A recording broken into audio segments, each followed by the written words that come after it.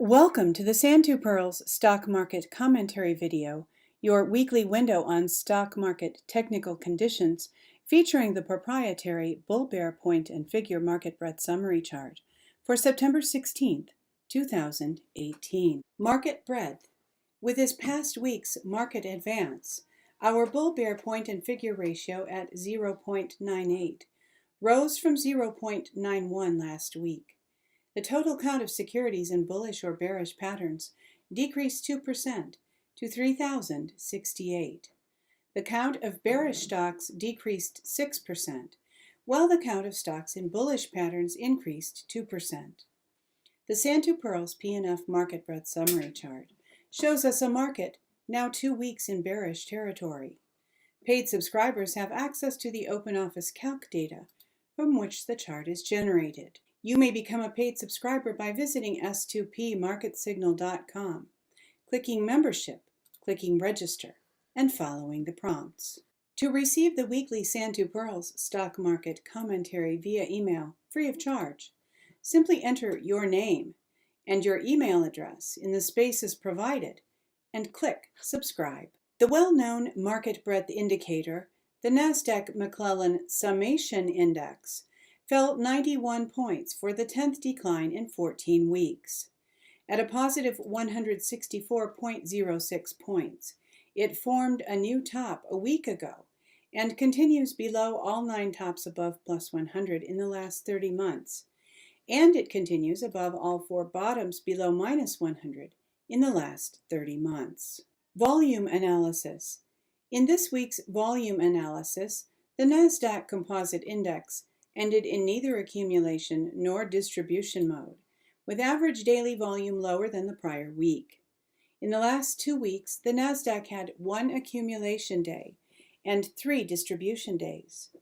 Accumulation days are counted when the index closes up on higher volume than the prior market day, while distribution days occur when the index closes down on volume higher than the prior market day. Last week, the Nasdaq ended in neither accumulation nor distribution mode on higher average daily volume. Momentum. The CCI 20 daily, at a positive 40.62, rose from a negative 11.48 last week after completing a successful Woody's zero-line reject long trade signal from Thursday 8:16 close to Wednesday 9:05 close, in a continuing Woody's uptrend. At Thursday 9:13 close, the CCI 20 daily formed a new zero-line reject long entry trade. We will follow the result of this trade simulation in next week's commentary. In Woody's CCI trading system, 6 consecutive bars above or below zero are required for a change of trend. The weekly CCI 20 of the Nasdaq Composite Index began a Woody's uptrend 124 weeks ago, while the daily CCI 20 began a Woody's uptrend 9 weeks ago. The CCI 20 weekly rose from a positive 101.04 from 100.27 last week, continuing outside the plus or minus 50 range required for a valid zero-line reject long entry signal. Industry rotation the last 2 weeks. 4 of the top 5 industries are positive, and all of the bottom 5 are negative.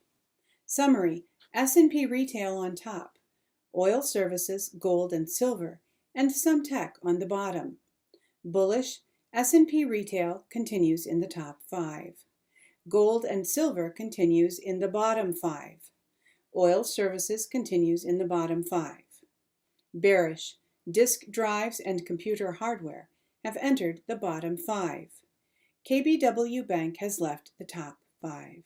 Focus this week from www.zerohedge.com. BCA, the bubble in everything, threatens $400 trillion in assets. The following are some key points and a chart. By now, it's a very familiar question. How high can the Fed hike rates before it causes a major market event? 2 weeks ago, Stifel analyst Barry Bannister became the latest to issue a timeline on how many more rate hikes the Fed can push through before the market is finally impacted. According to his calculations, just 2 more rate hikes would put the central bank above the neutral rate, the interest rate that neither stimulates nor holds back the economy.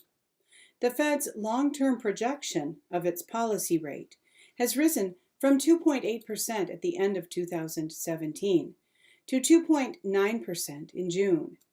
As the following chart, every time this has happened, a bear market has inevitably followed. A similar argument was made recently by both Deutsche Bank and Bank of America, which in 2 parallel analyses observed last year that every Fed tightening cycle tends to end in a crisis. BCA then goes on to note that the current episode of elevated risk asset valuation is not unprecedented, but there is a crucial difference today with past experiences. Previous episodes of elevated risk asset valuations tended to be localized, either by geography or sector. 1990 was focused in Japan. 2000 was focused in the dot-com related sectors. 2008 was focused in the U.S. mortgage and credit markets and preceded the emerging market credit boom.